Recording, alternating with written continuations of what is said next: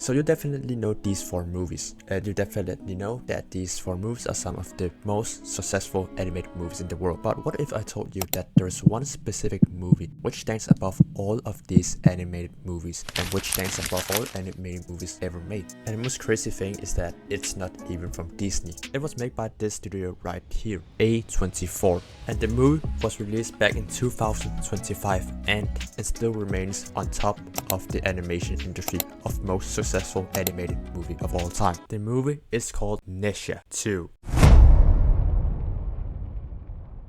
So right before we get started with the video, I just want to say that this movie includes spoilers from the original movie. So the movie is about this guy, this little boy called Nezha. Nezha is a little kid born with unnatural power of a real god. He's not a normal person, he's actually a demon. Meanwhile, his parents are generals and warriors who fights for protection of their city, their home. So last time I did a video talking about Disney designs, Disney Pixar's design, and how bad it actually was. So of course we're going to do another video talking about the design instead in this movie Nezha 2. So right from the start we are presented to the main character of the story, Nezha. So let's talk about Nezha's character design. So in the movie Nezha 2, we're mostly going to see Nezha's first form, not his second, but his first form. And what I really like about this form is that the design of Nezha is actually inspired by an original myth from ancient China. So Nezha's design is pretty simple. He has this golden ring about his neck, and this red shirt and brown pants and yellow ribbon around his bottom. So the necklace on his neck that you see, it's like this key to hold his second form inside and locked, because like once it appears he can't control it. And what I really like about Nezha's design is that once you've seen his design, you already know how he is as a character and what his magic is, who he is. And it's not a question that he's a fire demon, a fire spirit. And compared to the design of Disney Pixar's movie recently, which all characters look exactly the same in my eyes, I can tell that China didn't choose to make it simple. Actually, they choose to challenge themselves by making different design of the characters. Not a single character looked the same, all look different. And if you know me, you know that I love character design, especially when they look good. So let's take a closer look at some of my favorite characters during this movie. So as you can see right here, we have some dragons. We're going to talk about the blue, the red, and the purple one, not the white one in the middle. So as you can see here, there are 4 dragons, but we're only going to talk about 3 of them. So these 3 dragons are like some guardians of the underworld. They all 3 possess an incredible amount of power, and they all trap on the underworld. So what's interesting about the design of these characters is that they have a dragon form and they have a human form. And their human form is especially the design that I really like. So as you can see here, they all have a different face proportions. So as we can see here, Aoqing's form face feature is more round. Meanwhile, Aoshun's face feature, it's really sharp.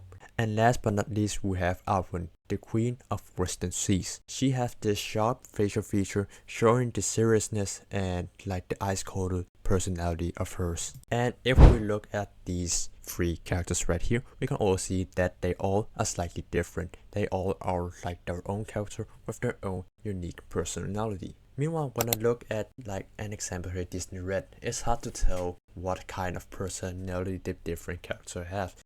And also the main character. I have to watch the movie before I can tell what type of person the different characters are.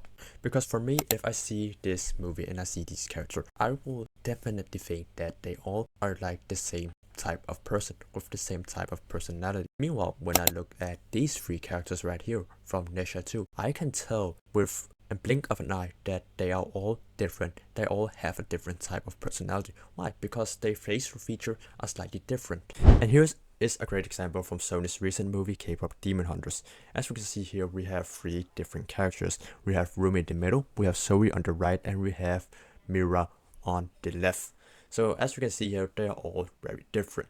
Not only is their hair different, but the face proportions is also very different. We have Mira with this very sharp facial feature. We have Rumi with this round, not completely sharp face proportions, and then we have Zoe on the right with this round face. And as we can see here, they're all really different from each other. And what this like gives this movie is like the feeling of experiencing something else instead of experiencing the same over and over again. Just like in Nezha 2, there's so many different designs that that you don't even know who these characters are. But like the different designs in that movie makes the movie so much more interesting, because like then you see this and you see this and then you like get surprised over this, and like there's always something to see when watching the same animation again and again and again. It's like you just watching the like a wheel spinning for hours. You don't get to experience something like something new, something exciting. But like in Nisha 2, there's always this one character, and then there's another character which is more awesome that you get more hype over. Then there's another character that you all love more than this character, and like there's always something in that movie that you haven't seen yet. It's like going on an adventure in the mountains. There's always something to see. Like you will never get tired of like viewing the view, because like every regular look is just beautiful. And that's what I love about studio and movies, especially when you can like get the context immediately when the movie starts. That's just something that catches the viewer's eyes very quickly. And that's something that I think that Disney Pixar has recently been struggling with.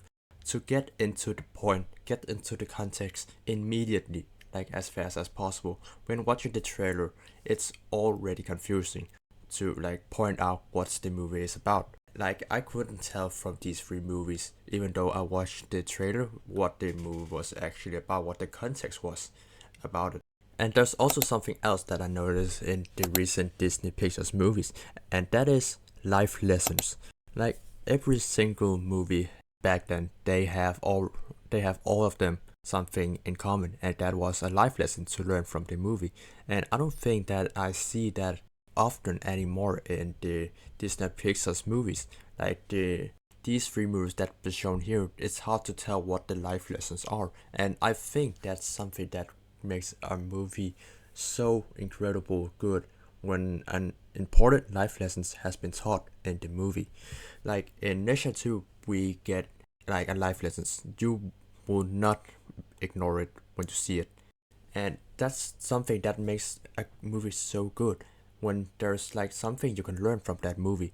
And I don't think that when watching these three movies you can actually learn something important from them. It's hard to tell, but I think there is. It's just very hard to like see what the life lessons is. And I think that's something that Disney Pixar has been missing in their recent movies. Because like back then, when Disney Pixar was making something like Toy Story and The Incredibles, Cars, Toy Story 2, Finding Nemo, Up, and so many more, there was always this one life lesson to learn from those movies. And that's something I love about Nesha too. The life lesson is pretty clear to see, and it's pretty clear what Nesha 2 is trying to tell us. It's no question when you see it.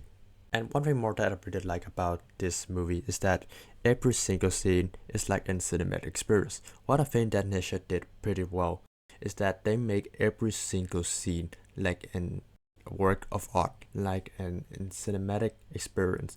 And what this means is that like I could watch this for hours without like getting bored or anything, because I'm entertained every single second. Every single second there's always something happening, and there's so many details in this movie that you don't even realize in how long you have been watching this movie for.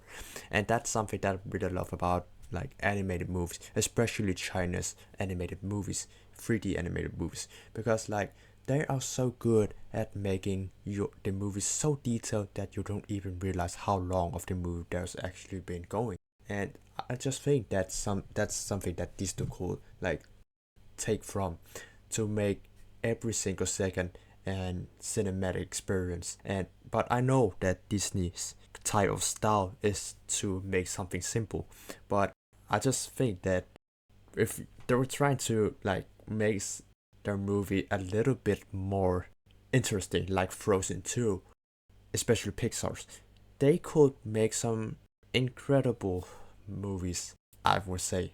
And I freaking love this movie. Like, I would definitely recommend it to my friends, and I would definitely recommend it to you guys so you can go watch it as well. If you're someone who loves to draw characters and constantly looking for inspiration, this is the movie. This is one of the movie you have to watch. Especially why? Because the characters in this is so detailed, and I think that you can get a lot out from this movie of how much you can do to a character and how little you could do to a character to just make them look fantastic.